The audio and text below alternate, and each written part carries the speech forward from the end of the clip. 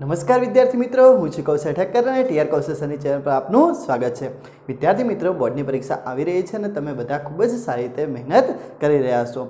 હવે ગણિત વિષયની અંદર મે 2021ની બોર્ડની એક્ઝામમાં વિભાગ એમાં 24માંથી 24 માર્ક્સ પૂરા કઈ રીતે લાવવા એના માટે આપણે 100 પ્રશ્નો વિશિષ્ટ 100 પ્રશ્નોનું આયોજન કરેલું છે।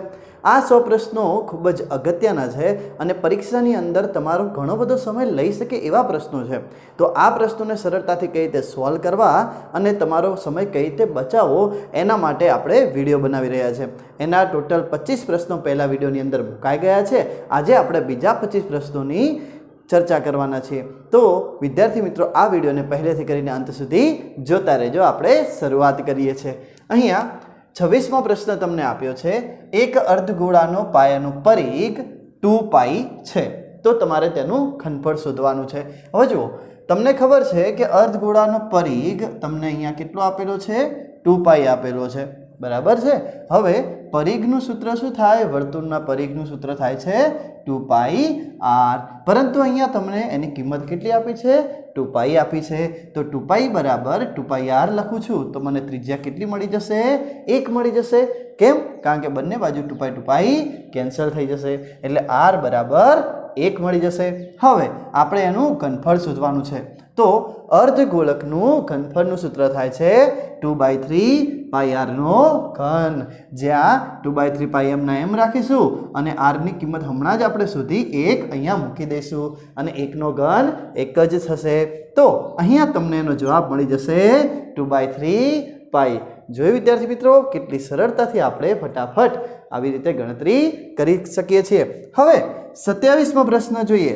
6 સેન્ટીમીટર ત્રિજ્યાવાળા એક વર્તુળના લઘુચાપ કેન્દ્ર આગળ 60 અંશનો ખૂણો આંતરે છે, તો આપણે લઘુચાપની પરિમિતિ શોધવાની છે। તો વિદ્યાર્થી મિત્રો, અહીંયા તમે આકૃતિમાં જોઈ શકો છો કે અહીંયા 60 અંશનો ખૂણો આપ્યો છે અને 6 સેન્ટીમીટર ત્રિજ્યા આપી છે। હવે લઘુચાપની પરિમિતિનું સૂત્ર થાય છે 2r પ્લસ θ ભાગ્યા 360 પાઈ r નો વર્ગ।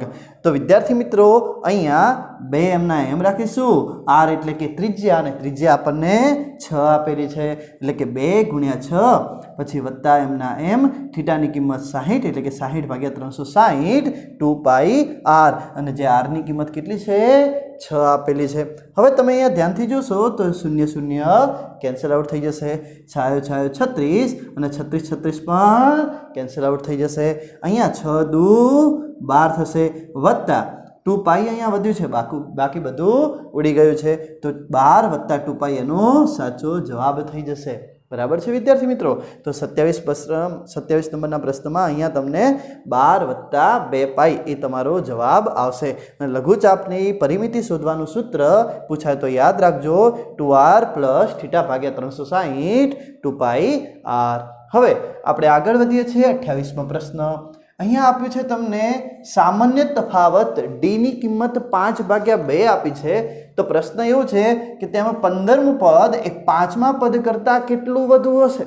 बराबर छे। तो अहींया आपणे धारी लईए छीए के ए x वधु छे એટલે કે 15મું પદ 5મા પદ કરતા x વધુ છે એટલે આપણે લખી શકાય કે a15 બરાબર a5 વત્તા x। હવે a15 એટલે શું થશે? a વત્તા 14d, કારણ કે એનું સૂત્ર છે an બરાબર a plus n-1 into D. जो n की किंमत 2 होय तो n-1 એટલે 2 मांथी 1 जशे तो 1 डी વધશે। ए ज रीते जो 15 होय तो 15 मांथी 1 जशे तो 14 डी વધશે એટલે અહીંયા આવી જશે a વત્તા 14 डी। તે જ પ્રમાણે એ 5 ની કિંમત શું થઈ જશે? a વત્તા 4 डी અને x m ના m બંને બાજુ એ કેન્સલ આઉટ થઈ જશે। હવે પ્લસ 4 डी આ બાજુ આવશે તો કેવા થઈ જશે? માઈનસ 4 डी એટલે કે 14 डी માંથી 4 डी બાદ થશે, બરાબર તમને x ની કિંમત મળશે। એટલે 14 डी માંથી 4 જતા રહે તો કેટલા વધે? 10 डी વધે અને 10 તો એમ નહીં, પરંતુ d ની કિંમત આપણને આપેલી છે 5/2। તો અહીંયા હું ઉડાડું છું તો 2 50 10 પાયો પાયો 25। तो अहींया तमने x ની કિંમત કેટલી મળી જાય છે? 25 મળી જાય છે। એનો મતલબ 15મું પદ એ 5મા પદ કરતા 25 જેટલું વધુ છે। बराबर है। हवे 29मो प्रश्न जोईए। समांतर श्रेणी √2 3√2 5√2 अप टू 100 नु 10मुं पद केटलुं थशे? હવે જ્યારે તમારે પદ શોધવું હોય તો સૌપ્રથમ તમારે a ની કિંમત લખવી પડે અને d ની કિંમત લખવી પડે. a કોને કહેવાશે? જે પહેલું પદ છે અને a કહેવાશે. d કોને કહેવાશે? બીજા પદમાંથી પહેલું પદ બાદ કરતા તમને સામાન્ય તફાવત d મળી જશે. એટલે કે 3√2 માઇનસ √2 એટલે કે 2√2 તમારો સામાન્ય તફાવત થશે. હવે અહીંયા અમે જે સૂત્ર લખ્યું છે એ સૂત્રની મદદથી આપણે a10 બરાબર a વત્તા 9d લખી શકીએ છીએ, કારણ કે a plus n minus 1 into d, જે n ની કિંમત 10 છે એટલે 10માંથી 1 જશે તો 9d. a ની કિંમત આપી છે √2, 9m ના m અને d ની કિંમત આપણે 2√2 મેળવી છે. તો √2m ના m 9 દુ 18 √2 અને 18 √2 વત્તા √2 એટલે કેટલા થઈ જશે? 19 √2 થઈ જશે વિદ્યાર્થી મિત્રો. હવે આપણે આગળનો પ્રશ્ન જોઈએ. 30મો પ્રશ્ન જોઈએ. અહીંયા આપ્યું છે 2 ગુણ્યા મધ્યસ્થ બરાબર 3 ગુણ્યા મધ્યક બરાબર 60 આપેલું છે. તો આપણને z એટલે કે બહુલકની કિંમત શોધવાની કહી છે. તો અહીંયા આપણે જોઈ શકીએ છીએ કે 2m બરાબર 60 લખી શકાય અને એ જ પ્રમાણે 3x બરાબર પણ 60 લખી શકાય છે. તો હવે આ બે ગુણાકારમાંથી ભાગાકારમાં જશે તો 60 ના અડધા કેટલા થઈ જશે? 30 થઈ જશે. એટલે અહીંયા મધ્યસ્થની કિંમત 30 મળે છે. તે જ પ્રમાણે આ 3 જે છે ગુણાકારમાંથી ભાગાકારમાં જશે તો 60 ભાગ્યા 3 એટલે કેટલા થઈ જશે? 20 થઈ જશે. એટલે કે મધ્યકની કિંમત આપણને 20 મળે છે. આપણે બહુલક શોધવું છે તો એના માટેનું અહીંયા સૂત્ર છે કે 3m = z + 2x બાર, એટલે કે 3 ગુણ્યા મધ્યસ્થ બરાબર બહુલક વત્તા 2 ગુણ્યા મધ્યક. તો અહીંયા મધ્યસ્થની કિંમત આપણે મૂકી દઈએ છીએ અને અહીંયા મધ્યકની કિંમત મૂકી દઈએ છીએ. એટલે 30 તરી 90 થઈ જશે zm ના m અને 20 દુ 40 પ્લસ 40 આ બાજુ આવશે તો માઇનસ થઈ જશે. એટલે કે 90 માંથી 40 જશે તો 50 આવી જશે. એટલે અહીંયા તમને બહુલકની કિંમત 50 મળી જાય છે. 31મો પ્રશ્ન જોઈએ કે 3 ની 125 ઘાત માઇનસ 1 તથા 3 ની 5 ઘાત માઇનસ 1 નો ગુસા કેટલો આવશે? તો યાદ રાખો વિદ્યાર્થી મિત્રો, ગુસાની અંદર એવું છે કે સૌથી નાનામાં નાની ઘાત સામાન્ય તો હોવું જોઈએ અને એમાં સૌથી નાનામાં નાની ઘાત આપણે લેવાની છે. તો આ બંનેમાંથી નાની સંખ્યા જે હશે એ જ આપણો જવાબ હશે, કારણ કે બંનેમાં કોમન 3 ની 5 ઘાત માઇનસ 1 નીકળે જ છે. તો અહીંયા તમારો જવાબ ગુસા આવશે 3 ની 5 ઘાત માઇનસ 1. 32મો પ્રશ્ન જોઈએ. x નો ઘન માઇનસ x ને કેટલા શૂન્યો મળે અને કયા કયા? તો આપણે જોઈએ બંનેમાં કોમન શું દેખાય છે? x દેખાય છે. તો x કૌંસની બહાર આવી જશે. અહીંયા વધશે x નો વર્ગ, આ બાજુ કશું ના વધ્યું એટલે કે -1.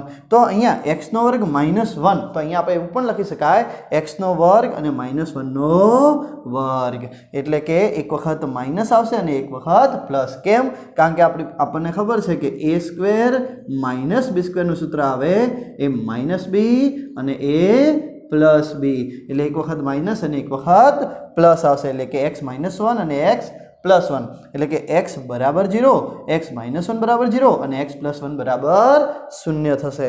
એટલે કે x બરાબર 0 થશે, -1 આ બાજુ જશે તો +1 અને +1 આ બાજુ જશે તો -1. એટલે આના ટોટલ 3 શૂન્ય મળશે, 0, 1 અને -1.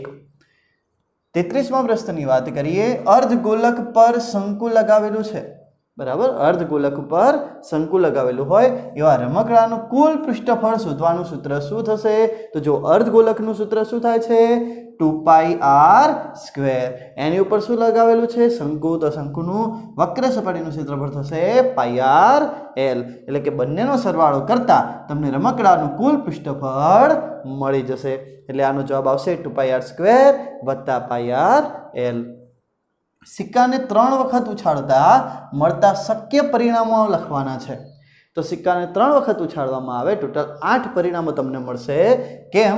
કારણ કે 2 ની n ઘાત જેટલા પરિણામ મળે, એટલે કે તમે જેટલી વખત સિક્કાને ઉછાળો છો એટલી 2 ની n ઘાત, એટલે કે 3 વખત ઉછાળો તો 2 ની 3 ઘાત, એટલે કે 8 પરિણામ તમને મળશે. અને કયા કયા મળશે? તો પેલા TTT, HHH, THH, HTT, THT, TTH, HHT અને HTT.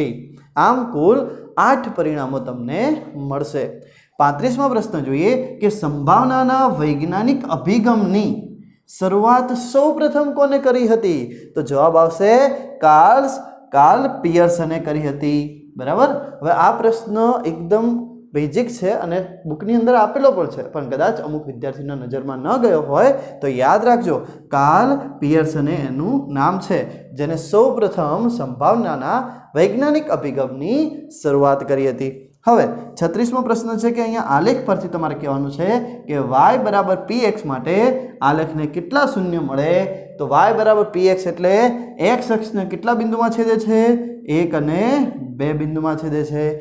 તો અહીંયા એના શૂન્ય પણ આપણને કેટલા જોવા મળશે? 2 શૂન્ય જોવા મળશે. હવે આપણે આગળના પ્રશ્નની શરૂઆત કરીએ. 37મો પ્રશ્ન જોઈએ. બે ગોલકના ઘનફળનો ગુણોત્તર આપણને આપ્યો છે 27:8. તો આપણને કીધું છે કે એમના વ્યાસનો ગુણોત્તર કેટલો થશે? બરાબર છે. તો અહીંયા આપણે ઘનફળનું સૂત્ર લખીએ છીએ ગોલકના ઘનફળનું. એમાં પહેલામાં r1 ત્રિજ્યા લેશું અને બીજામાં r2 ત્રિજ્યા લેશું. તો 4/3 પાઈ r1 નો ઘન અને 4/3 પાઈ r2 નો ઘન, આ બંનેનો ગુણોત્તર આપણને આપ્યો છે 27:8 એટલે કે 27/8. તો અહીંયા 4/3 પાઈ કેન્સલ આઉટ થઈ જશે, એટલે કે r1/r2 નો ઘન બરાબર 27/8. તો હવે આ ઘનને આ બાજુ લઈ જવું તો એનું ઘનમૂળ થઈ જશે, એટલે કે r1/r2 બરાબર 27નું ઘનમૂળ 3 અને 8નું ઘનમૂળ 2 થશે. એટલે કે અહીંયા તમને ત્રિજ્યાઓનું ગુણોત્તર 3:2 મળે છે, પરંતુ આપણને ત્રિજ્યા નહીં પરંતુ આપણને વ્યાસ શોધવાનું કહ્યું છે. તો વ્યાસ શું થશે? ત્રિજ્યાના બમણા થશે. તો 3ના બમણા થઈ જશે 6 અને 2ના ડબલ થઈ જશે 4. બરાબર છે. તો અહીંયા વ્યાસનો ગુણોત્તર થઈ જશે 6:4. બરાબર છે વિદ્યાર્થી મિત્રો? રકમ સમજવાની, અંદર શું માગ્યું છે? વ્યાસ માગ્યું છે. તો તમે ત્રિજ્યા લખીને જવાબ ખોટો ના કરી દેતા. હેતુલક્ષીમાં આવી ભૂલ ઘણી થતી હોય છે. હવે 38મો પ્રશ્ન જોઈએ. tan 1 ઇન્ટુ tan 2 tan 3 આવી રીતે ચાલી જાય છે tan 89. તો આનો જવાબ કેટલો આવશે? 1 આવશે, કારણ કે આપણને ખબર છે કે tan ને આપણે કોટમાં ફેરવી શકાય છે. અને 1ની વાત કરીએ તો એમાં શું થશે? 90 - 1 થીટા, એટલે કે cot 90 - 1 થીટા. અને cot થીટા ઇન્ટુ tan થીટાનું મૂલ્ય કેટલું આવશે? 1 આવશે. અને તે બધામાં અહીંયા જો 2 હશે તો અહીંયા શું આવશે? tan 88. 3 હશે તો અહીંયા આવશે tan 87. એવી રીતે ચાલ્યા જશે અને બધામાં જવાબ ગુણાકાર 1 આવશે. અને 1 × 1 × 1 બરાબર કેટલો આવશે? 1 જ આન્સર આવશે. 39મા પ્રશ્નની વાત કરીએ. 4 tan θ = 3. તો આપણને કીધું છે કે 4 sin θ - cos θ upon 4 sin θ + cos θ કેટલા થશે? હવે જો આ 4 ગુણાકારમાંથી હું આને ભાગાકારમાં લઈ જાઉં છું તો tan θ = કેટલું થઈ જશે? 3/4. અને આપણને ખબર છે કે tan θ બરાબર તમે sin θ upon cos θ લખી શકો છો. તો sin ની કિંમત 3 અને cos ની કિંમત તમને અહીંયા 4 મળે છે. બસ આ વેલ્યુ આની અંદર તમારે મૂકી દેવાની છે. એટલે કે 4 sin ની કિંમત 3 આવી ગઈ માઇનસ cos ની કિંમત 4 આવે છે. 4 sin ની કિંમત 3 વત્તા cos ની કિંમત 4. 4 તરી 12 - 4 4 તરી 12 વત્તા 4. તો 12 માંથી 4 જશે તો 8 વધશે અને 12 ને 4 16 થશે. અને 8 દુ 16 એટલે કેટલો જવાબ આવી જશે? 1/2. તો આનો જવાબ સાચો આવશે 1/2. બરાબર છે વિદ્યાર્થી મિત્રો?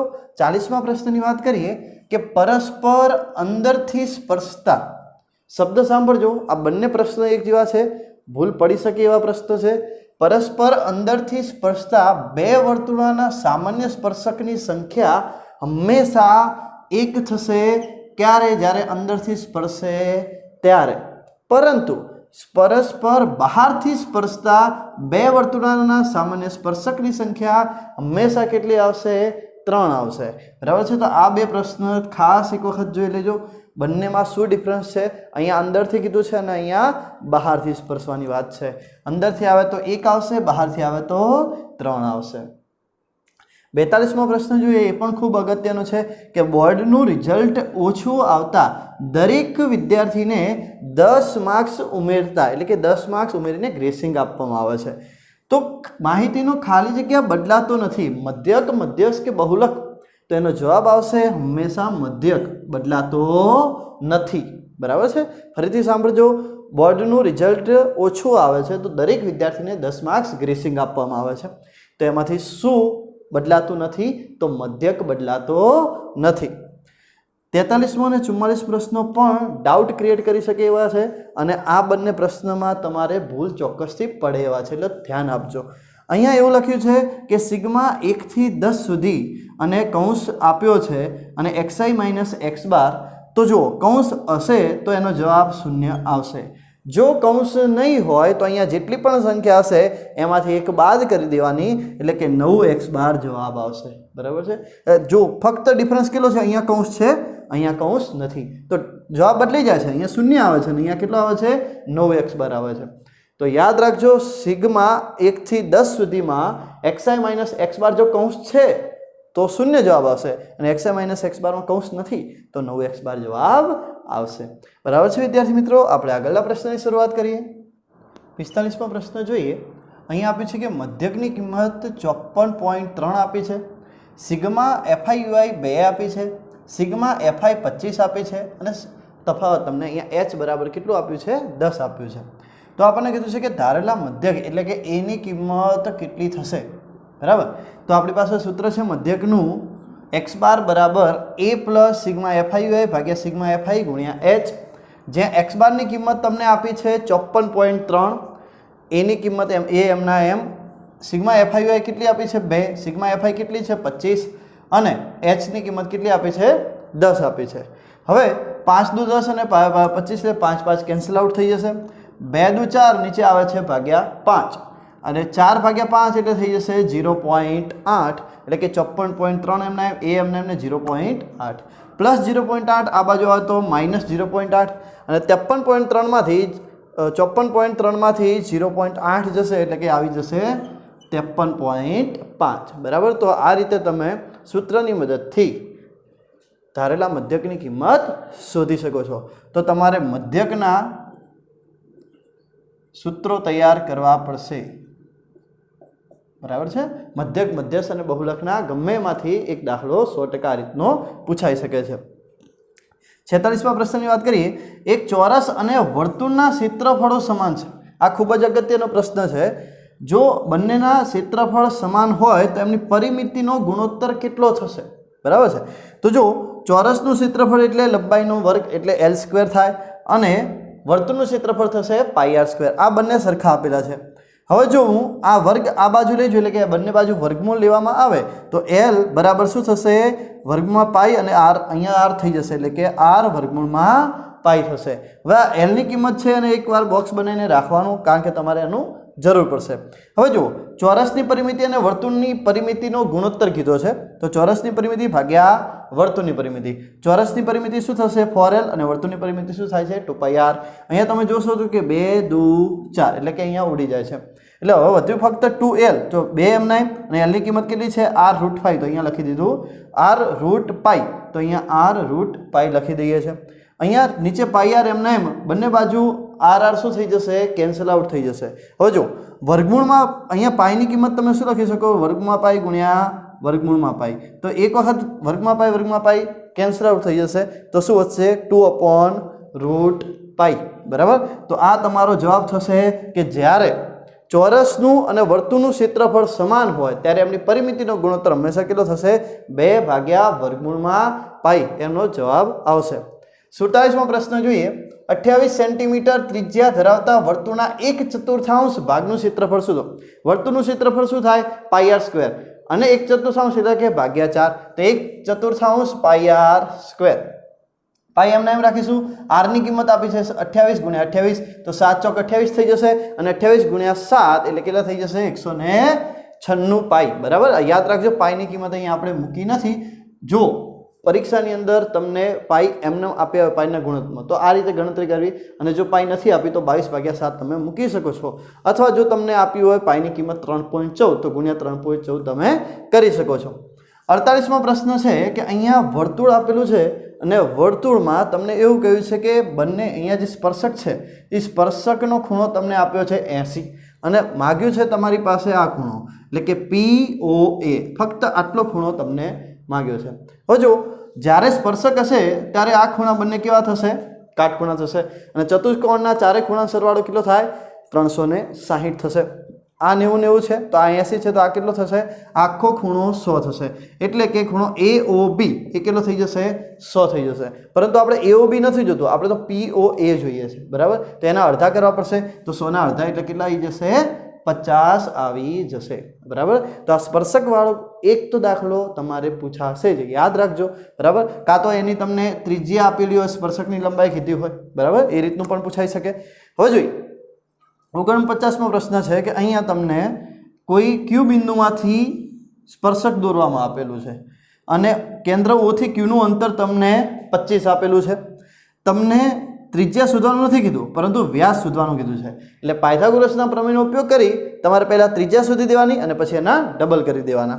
તો પાયથાગોરસનો પ્રમેય છે કે કર્ણનો વર્ગ બરાબર બાકીની બે બાજુના વર્ગોનો સરવાળો, એટલે કે OQ નો વર્ગ બરાબર OP નો વર્ગ વત્તા PQ નો વર્ગ, જ્યાં OQ કેટલા છે 25, એટલે કે 25 નો વર્ગ બરાબર OP નો વર્ગ વત્તા 24 નો વર્ગ થશે। 25 નો વર્ગ 625 થશે, 24 નો વર્ગ 576 થશે, 576 પ્લસ આ બાજુ આવે તો માઇનસ થશે અને 625 માંથી 576 જાય એટલે કેટલા વધે 49 વધે અને 49 નું વર્ગમૂળ થશે 7, એટલે તમારી ત્રિજ્યા જો 7 હોય તો આખો વ્યાસ કેટલો થઈ જશે 14 થઈ જશે બરાબર। 50મો પ્રશ્ન જોઈએ, લાસ્ટ પ્રશ્ન છે આ વિડીયોનો બરાબર। આના પછી પણ જો આપણે વિડીયો મૂકવાના છે, ખૂબ જ જલ્દી વિડીયો આવી જશે, રાહ જોજો। અને આ 50 પ્રશ્નો અહીંયા તમને પૂરા થયા છે। આ 50 પ્રશ્નો એકદમ વિશિષ્ટ પ્રશ્નો છે। જો આ પ્રશ્નો આવશે ને તમે આ વિડીયો નહીં જોયેલો હોય તો કદાચ એવું બની શકે કે આમાંથી તમારે અમુક પ્રશ્નો ખોટા પણ પડે બરાબર। તો આ વિડીયો તમારા વિદ્યાર્થી મિત્રો, તમારા મિત્રો સાથે પણ શેર કરતા રહેજો બરાબર છે। 50મો પ્રશ્ન જોઈએ, ત્રિકોણ ABCમાં મધ્યગા AD નું મધ્ય કેન્દ્ર A તરફથી ખાલી જગ્યા ગુણોત્તરમાં વિભાજન કરશે તો એનો જવાબ આવશે 1:3 ગુણોત્તરમાં વિભાજન કરે છે બરાબર છે વિદ્યાર્થી મિત્રો। તો અહીં આપણે ટોટલ એક વિડીયો કમ્પ્લીટ મુકાઈ ગયો છે, 25 પ્રશ્નો એની અંદર હતા અને આજના વિડીયોમાં પણ આપણે 25 પ્રશ્નો કમ્પ્લીટલી કવર કર્યા છે અને સારા એવા પ્રશ્નો આપણે કવર કર્યા છે બરાબર। આ વિશિષ્ટ પ્રશ્નો છે, વારંવાર કહું છું કે આ પ્રશ્નો જો પૂછાશે તો તમારો સમય બગડે નહીં, એના માટે આ વિડીયો બનાવવામાં આવેલો છે બરાબર છે વિદ્યાર્થી મિત્રો। આ વિડીયોને વધુને વધુ શેર કરતા રહેજો, બીજા વિદ્યાર્થી મિત્રોને મોકલતા રહેજો, જેથી કરીને એમને પણ તમારી જેમ લાભ થાય।